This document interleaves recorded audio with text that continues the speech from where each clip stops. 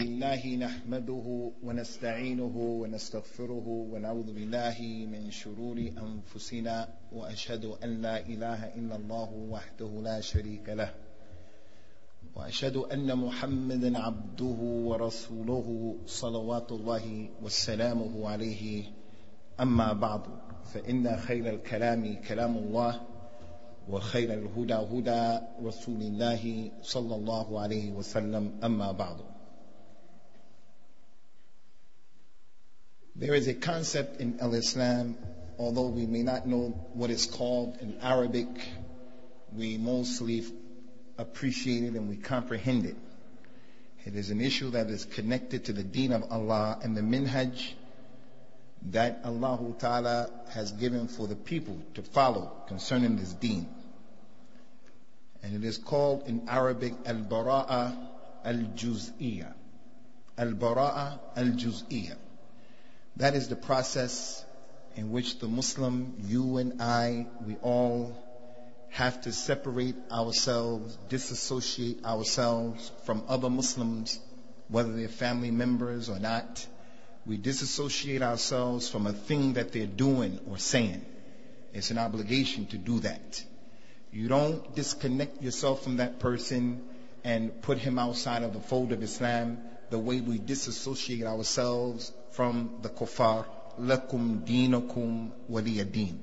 There's a line between you and me. And we won't cross that line in certain issues. We'll cooperate, but there's a distinction between you and us.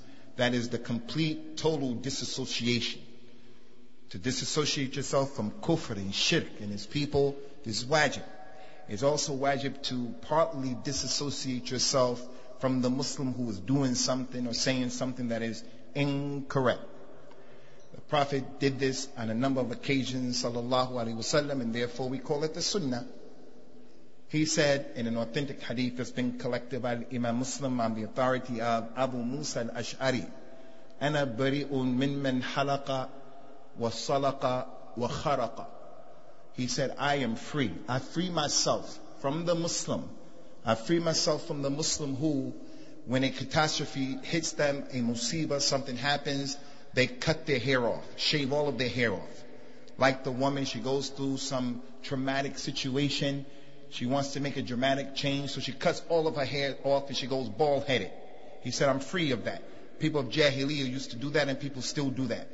He said also in the same hadith, and I am free of the one who screams and shouts when someone dies. Something happens, they walk around and they act in a way that is not intelligent. He said, I'm free from that. And lastly, he said, I'm free from the one who rips their clothes off, like when someone dies or a catastrophe happens. That is al-bara'atu al-juz'iyya, to separate yourself, to disassociate yourself from that action, but not from the Muslim as if he's a non-Muslim. He said to his companion Ruwayfi' ibn Thabit radiyallahu anhu, Ya Ruwayfi' la'alla al-hayat satatulu bika ba'di fa'akhbar al-nas anna man 'aqada lihyatahu wa taqallata watran wastanja biraji' dabatin or 'adamin fa inna Muhammadan bari'u minhu. From the dala'il of his nabuwah, the proof that he was a prophet, he said to this companion, Ya Ruwayfi', it may be that you're going to live a long time after me. I'm going to die and you're still living. So I want you to relay the message to the people who come. After I die, I want you to tell the people that any man who twirls up his beard, he braids his beard and he leaves it like that, and anyone who wears a necklace in order to protect himself from the evil eye, from magic, even if it has the Quran, he puts something on his neck to protect him from the evil eye. Anyone who, after doing the call of nature, going to the bathroom, the toilet, akramakumullah, if he makes istinja, he cleans himself with the bones of animals or the dung of animals, I want you to tell everybody after me that I'm free from them. Because these issues, they cause the Prophet ﷺ to disassociate himself from the people who do those things. So it's from his sunnah. Disassociating yourself from a person may require you just mentioning, I don't support that thing. For an example, those ayat that prohibit us from witnessing az-zur, وَالَّذِينَ لَا يَشْهَدُونَ الزُّورَ وَإِذَا مَرُّوا بِاللَّغْوِ مَرُّوا كِرَامًا. The Muslims, the Ibadur Rahman, are those people who they do not bear witness to falsehood. He has to disassociate himself from that. I say to you, come, I want to take his land, and you know it's not my land and I'm lying. I say, come and sign as a witness. He has to say no. He disassociates himself from that. He doesn't cooperate in that particular issue. The Prophet did it. The Quran told us to do it. So with that being the case, we want to take this opportunity at this Jummah to disassociate ourselves as Ahlul Hadith, to disassociate ourselves as people who want to be from Ahlul Sunnah, disassociate ourselves from a statement that is going around in this country right now, and it has caused a lot of balbala and a lot of fitna and a lot of problems. And a lot of people are trying to take advantage of this problem in order to get their goal and their objective accomplished. You have the non-Muslims who are looking at it. And maybe the whole thing comes as a result to help the non-Muslims. Allahu Alam. You have the people of ghulu, people who hate this masjid. They hate this masjid with a passion. They don't have time to talk about anyone or anything other than this masjid and warning about this masjid. They take it as an opportunity. And then we have the regular people up and down the country who have a connection to Ahlul Hadith, who are in Hira. They don't know. This person is saying such and such a thing, and he's the son of so-and-so, and he himself is intelligent. It must have some truth to it. We have to take this opportunity to once again disassociate ourselves from this issue. And the reason why I just say once again, it is because the statement that's being made is that our father, the first Nabi, was created from apes, that he came from monkeys. Sallallahu alayhi wasallam. The theory of evolution. I didn't think that I would see in my lifetime any Muslim come in saying that he believes that he himself is a descendant of apes. Not to mention someone who's intelligent or someone who is born and raised on helping the religion of Islam.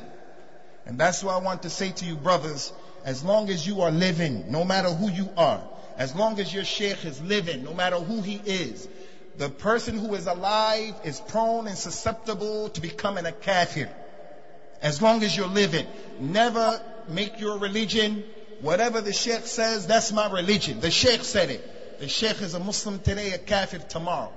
He's a Muslim in the morning, a kafir in the nighttime. I'm the Sunnah in the morning, an innovation in the nighttime. Don't make your religion like that. Don't make your religion the religion. Whatever he says or they do, that's what I'm doing. No, as long as you are alive, no matter who it is, that individual can lead the fold of al-Islam. So we in this masjid have continuously taught the aqidah of al-Islam, the aqidah of Ahlul Sunnah. And we've explained on a number of occasions that Adam was the first human being. We want to repeat that here today in the consistent durus that have said that in Urdu as well as in English, in Arabic as well. Also, we want to bring to your attention, Ikhwani, that when we brought the people of knowledge here recently, the most senior of those people dealt with this. What we tried to do is bring all of those scholars and people of knowledge in order to make them accessible to the community at large. Not just the people in the administration here, not just for the translators, but we made them accessible and available to the community at large. And you recall, as I recall, that there was a brother from London in the audience. He asked a question about evolution. A member of the community at large. Yeah, Sheikh, what is the ruling of the one who says about evolution? And he went on to explain to this community what Ahlul Hadith are upon and what Ahlul Hadith are free of. And that is, Adam was created from Allah Azza wa Jal, by Allah. He didn't have any parents, as is being said.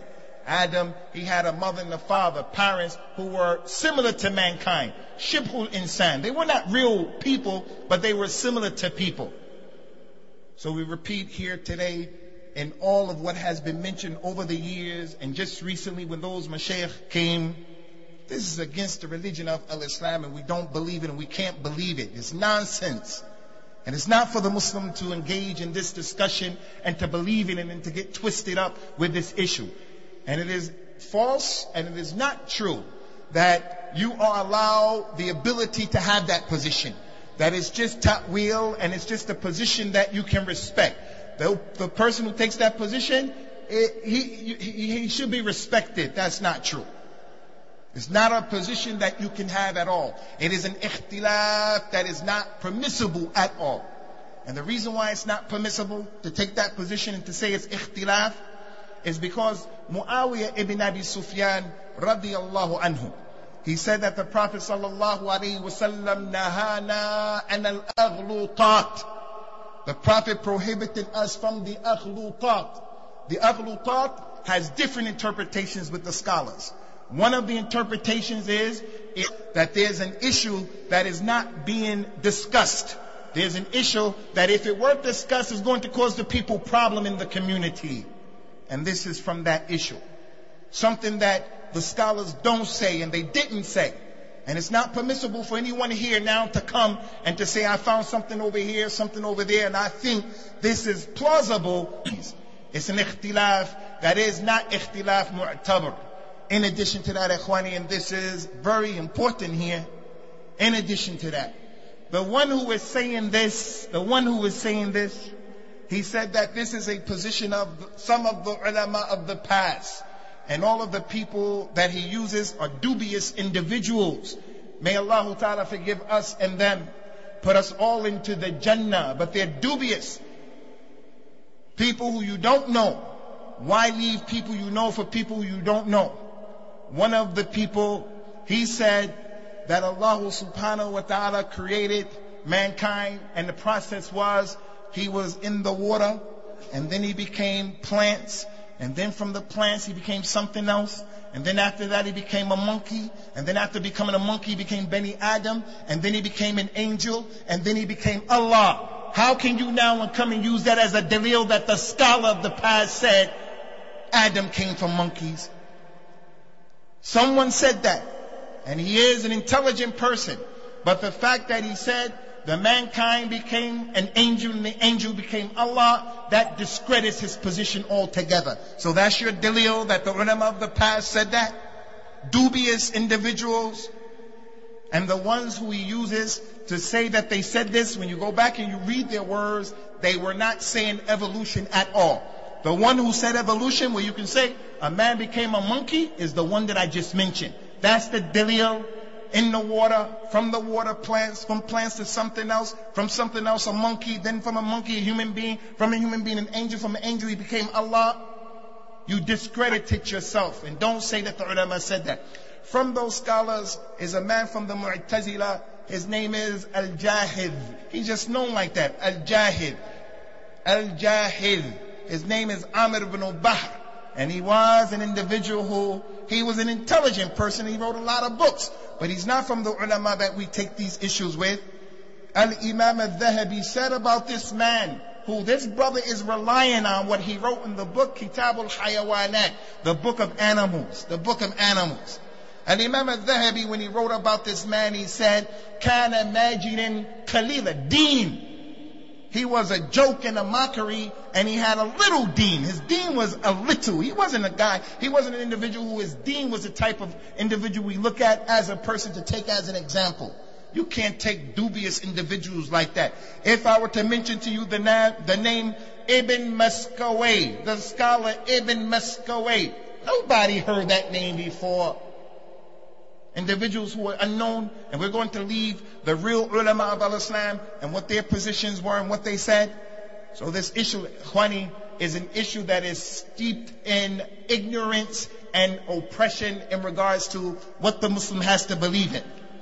In this regard, we have to bring it to your attention that, as you know, this concept of evolution, Darwin's theory, that's all it is. It's only a theory. It's not even something that has been proven or established. Some Bani Adam believe that, especially from the kuffar. They believe that. And when Bani Adam uses his intellect to come to conclusions, and he stays within the framework of what Allah revealed, the divine revelation, he's going to be okay. Because even if his conclusion is wrong, when he stays within the framework of the deen, and he utilizes the alat, the tools and the utensils to arrive at a conclusion, even if he's wrong, he gets one reward for his ijtihad, if he's from the people of ijtihad. He stayed in the framework and he used the correct tools and utensils. But when Ibn Adam goes outside of the boundaries of the deen and he comes to conclusions on his own, that's when he has a problem, and he says what is not acceptable. So I remind you of what one of the latter great ulama of this ummah used to say, and he's a scholar of Ahlul Hadith, and he is an allama haqqa. Now we find we're going to invite this student of knowledge from Kuwait. We're going to invite that student of knowledge from Saudi Arabia. We're going to invite this student of knowledge from wherever. And when the people who are inviting him bring him, they call him the Allama. The Allama. And he's just a student of knowledge. He may be a big student of knowledge who's Qawi in the deen, but he's not an Allama. Everyone who comes to this country, comes to America, the Allama. We don't know who the scholar is from the student of knowledge. But this man was an Allama haqqan. And he is none other than the Shaykh and the Imam Nasiruddin al-Albani rahimahullah ta'ala. Whenever this Alim al-Rabbani used to deal with people who had doubts about issues that were clear, they wanted to argue with him and debate with him. They were argumentative. They were rejecting the dalils that were clear. He used to ask them two questions that are from the Quran. Two questions he would always ask this type of person. The first question is the statement of Allah, Afillahi shak, qalat rusuluhum, Afillahi shak, fatir as-samawati wal-ard. The question that Allah puts to the kuffar of Quraysh, are you in doubt about Allah? The messengers came and said to their people, are you people in doubt about Allah, the one who created the heavens and the earth? This is a theory, and you take the theory over what's established in the Quran and the Sunnah. Are you in doubt about the book of Allah and the Sunnah of the Nabi, that you have to put that on the side to take the theory of Darwin, the kafir, the mulhid, and other than him? The other question is the question that Musa put to Bani Israel. Al-Albani will ask the argumentative one who rejected the clear proofs all the time. The question of Musa was, أَتَسْتَبْدِلُونَ الَّذِي هُوَ أَدْنَى بِالَّذِي هُوَ خَيْرٌ? Do you choose to take what is less, what is lower, over that which is better, over that which is the truth? You're going to take falsehood over the haqq. This is a theory. And the book of Allah establishes that Adam was the first human being created and he didn't have a mother and a father. 10 minutes left in the khutbah, inshallah, and I'm not going to be able to exhaust all of the clear proofs in the Quran and the Sunnah that are clear indications Adam didn't have a mother and a father. So I'll only use one. And that is the statement that the ulama used to show the position of Adam. Allah Ta'ala said in Surah Al-Isra, وَلَقَدْ كَرَّمْنَا بَنِي Adam. We have honored Bani Adam. We honored him how? The ulama of Ahl Sunnah use this ayah to show Allah honored us in that there you are sitting. He's sitting with his legs crossed. He's sitting leaning back. Everyone's sitting the way he wants to sit. What's comfortable for him. He has the ability to discern his intellect. If he wants to come, he comes. If he doesn't, he doesn't. He eats with his hands. He walks standing up. Allah has honored Bani Adam. Bani Adam has subdued and subjugated the gorillas and the monkeys and the orangutans and the whales that are in the ocean. He honored all of them over these animals. So Allah Ta'ala, when He told the malaika to make sajda to Adam, they all made sajda except Iblis. Iblis said to Allah subhanahu wa ta'ala, should I make sajda to one, you created him from dirt? You created him from clay? I'm created from fire. What? I'm going to bow down to this individual. And then he said to Allah ta'ala, أَرَأَيْتَكَ هَذَا الَّذِي كَرَّمْتَ عَلَيَّ لَإِنْ أَخَرْتَنِي إِلَى يَوْمِ الْقِيَامَةِ لَأَحْتَنِكَنَّ ذُرِّيَّتَهُ إِلَّا قَلِيلًا. Do you not see Allah, this one who you honored over me? If you give me respite, give me a chance until Yawm al-Qiyamah. Don't destroy me now. Give me a chance to Yawm al-Qiyamah. If you give me that chance, I'll show you. I'll lead his children astray, except a few from amongst them. One of the ways that Bani Israel were disgraced, everyone knows this. One of the ways that they were disgraced is that Allah Ta'ala, due to their abstinence and disobedience and their murder of the Anbiya and their shirk and their kufr, Allah changed a group of them into swine and monkeys. And then He's going to turn around, disgracing them with this way. And Adam is originally from this. If Allah made them into apes, monkeys, and into swine, where's the debasement in that? There's no problem. Our father originally was a monkey. That would be the way that we would think. So in the deen of Allah Ta'ala, ikhwani, we should know from our aqeed is the fact that Allah subhanahu wa ta'ala created Adam, and the reason why He made them over the malaika is what passed the understanding of Iblis, lanatullahi alayhi. The companion Abdullah ibn Umar radiyallahu anhuma, in an authentic athar on him, he said, radiyallahu ta'ala anhu wa ardahu, inna Allah ta'ala khalaqa arba'ata ashya biyadihi, al-arsh wa qalam wa adam wa jannata adan, thumma qala li sa'ir al-khalq kun fakana. And this is an authentic statement from the companion Abdullah bin Abbas, Abdullah bin Umar. Allah created 4 things with His own hands. He created His throne with His own hands. He created the pen that writes everything with His own hands. He created Adam with His own hands. And He created the Jannah with His own hands. And everything else in creation, everything, the samawat, the ard, the malaika, everything else was created by the word kun, and then it became.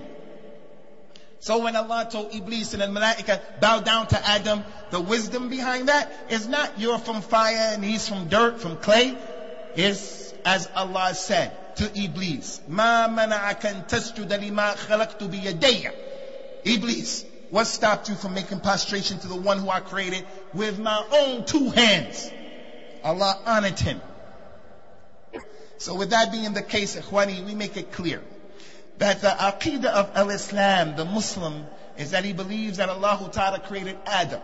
And when Allah created Adam with His own hand, He fashioned him from all of the dirt from everywhere in the world. Red dirt, black dirt, white dirt, yellow dirt. And that's why Adam's children come out different colors. That's why some of them are easy to get along with. Some of them are complicated. Some of them are stingy. Some of them are generous. Because all of the dirts in the world are not the same. The sand is not like the mud, and on and on and on. And on and on. He said when He created Adam sallallahu alaihi wasallam, He left his lifeless body not moving. He didn't put the spirit of life in him. And he was 60 cubic feet. 60 arm lengths. You put 60 arms on top of each other. That's how high Adam was. We believe that. We're not going to go and apologize to make non-Muslims happy. You people believe Adam was 60 cubic feet? You know how tall that is? Yes, we believe that. We're not going to turn around and deny this ayat, this hadith that says allegorical. 60 cubic feet means something else. Nor are we going to go even further than that, apologizing to non-Muslims and buy into the Dari theory of evolution. To please who? To please who? He left his body there 60 cubic feet without any life in it. He allowed Shaitan to go in and out of this hollow creation. Shaitan came out and said, Nahada la yatamalik. This creation, before the spirit of life has been blown into it, I'm telling you, this creation, he has trouble controlling himself. He eats too much, talks too much, he does things that he shouldn't do. That's the nature of Adam's children. And then Allah had the spirit of life blown into him. After it was blown into him, he sneezed. He said, Alhamdulillah. Those malaika taught him the salams and what to say and so forth and so on. Where in the equation do we hear about monkeys and apes and fossils and water and plants? So the deen of Allah Azza wa Jal it establishes it. In addition to that, Ikhwani, I want to tell you young brothers here, we are people who are underachievers academically. We want and we expect for our youngsters, our children, to go to the university. Those of us who are older and we squandered the opportunity to get qualifications in the university, we say now, at this age and point in time, how I wish I would have taken advantage of that time, that opportunity. Now the type of job that's available to me is not a good job. I'm on the dole, I'm unemployed, I can't get a job. We should encourage our children to excel academically. Asians, Somalis, Arabs, Africans, people, the poor people, we are the ones who are underdeveloped socially, educationally. I'm not putting you down. What I'm saying is, when we look at the census, we see we're falling back, we're lagging behind as a nation, as an ummah. That has to change. The mother and the father have to be on top of the children's homework.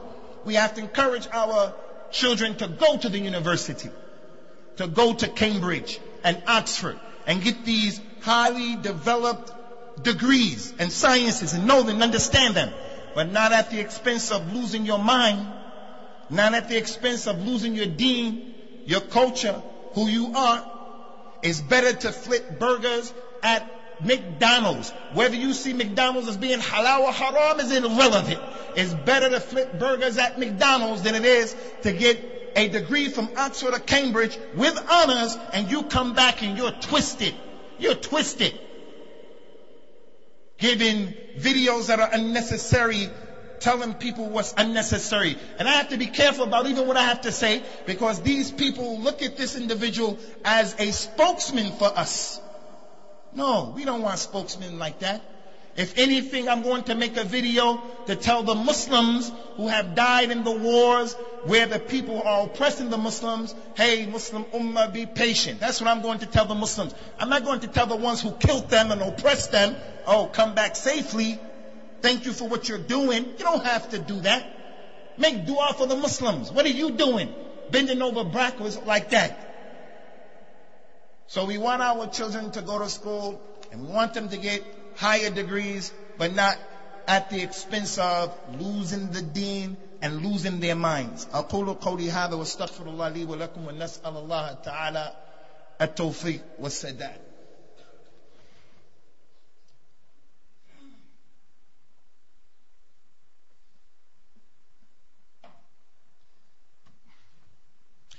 Alhamdulillah wassalatu wassalamu ala rasulillahi amma ba'd. Last thing that I want to mention about this issue, ikhwani, is the issue of a takfir. This concept of evolution is kufr. And the one who says it is fallen into kufrun billahi. And that's why the scholars who talk about it are up in arms about it. The ones who we know that this has been exposed to them, you're not going to find a scholar coming saying, our ulama today. None of them are going to come and say, yes, this person has a point of view. They're all going to say, this is kufr. And he may come and say, this person is a non-Muslim. One of the scholars said that this person is a non-Muslim. I say, don't accept that. Two issues about this kufr and takfir. It is not for you and me. It is not for Amr, Bakr, Zayd. It is not for Abu Zubair or other than Abu Zubair to issue the verdict of excommunication or takfir on this individual. That's for the ulama of al-Islam. It's not for you and me. The concept, the idea is kufr. But don't say the man is a kafir. If you don't want to pray behind him, don't pray behind him so that he can see, we don't accept what you're saying. This is not acceptable. And in regards to the ulama, this issue should be taken to the scholar in detail, who it is, what happened, the circumstances, what he's saying, what he's thinking. It appears it's a shubha with him. It doesn't appear that he's just heretical and he just wants to make trouble. It doesn't appear like that. And then let the scholar give the ruling with knowledge. As for you and me, we say that this thing is kufr, no doubt about it. And I'm not going to pray behind that individual. If that's what you want to do, no one can make you pray behind someone you don't want to pray behind. No one can make you do that. No one here today can make you do that. So I encourage the shabab, I encourage the ummah, guard your tongues on the issue of pronouncing takfir on anyone who's living and he claims to be a Muslim. Let that be left to the ulama of Islam, unless the condition of the person is so crystal clear that there's just no doubt about it. And this is an issue that, in being fair and just, there is doubt. The person is mixed up. In our community, we have young Muslims who don't know if they want to be Muslims. Young Muslims, from one reason or another, they have crazy ideas. We're going to put everybody out of the deen who just has some issue. And even if the issue is big, we're just going to put them outside of the deen. How would you feel if you were in that same position? There was a young man by the name of Sabir during the time of Umar radiallahu anhu. He used to walk around making people doubt the Quran, reading ayat that made the people doubt the Quran. They didn't make takfir of him. Umar beat him upside his head until he knocked the jinn that was inside of him out, and then he put him and expelled him outside of Medina Munawwara, Medina Nabawiyah. They just didn't say he was a kafir just like that. Established the dalil on the individual, and that dalil is not established in a general meeting with the awam. Lastly, again I repeat, we have to disassociate ourselves from a person, no matter what his relationship is to you. Your father, your mother, your brother, your sister, no matter what the relationship is. If he's doing something, saying something that's not the deen, don't try to water it down. Don't try to explain it away. Put the cap on that situation and smash it out. Make your position clear. And this is what we want to do here today. Darwinism is kufrun billah. Whoever says it is making a statement of kufr, and we don't believe it. May Allah Azza wa Jal establish us upon the aqidah that is authentic and save us from going astray with this type of inhiraf, and protect us from al-ilhad, and protect us from being the people who follow the rukhsa and the rukhus and the zallat of the ulama. The scholars used to say, anyone who follows after the mistakes of the scholars, even if the scholar in the past said Darwin's theory was true, even if someone said that, whoever follows the mistakes of the scholars, اجتمع فيه الشر كله, all evil would be inside of him. The people of Mecca, they used to say you can do muta' marriage and certain types of riba. The people of Medina in the past, during the time of the Salaf, they say you can listen to music. The people of Kufa, they said you can drink nabiz, which is khamr. If you go after those mistakes that scholars make, all evil is going to be inside of you. That's one of the worst things a Muslim can do. The scholar said this. The scholar, he made a mistake in that issue. And this is an issue, even if you did find someone said it, and you're not going to find it like that, then it was a mistake that goes against the aqeedah of what's been established by the Quran and the Sunnah. May Allah Ta'ala protect this ummah from the designs and the goals and the objectives of those who wish it harm. Aqim as-salat yarhamakumullah.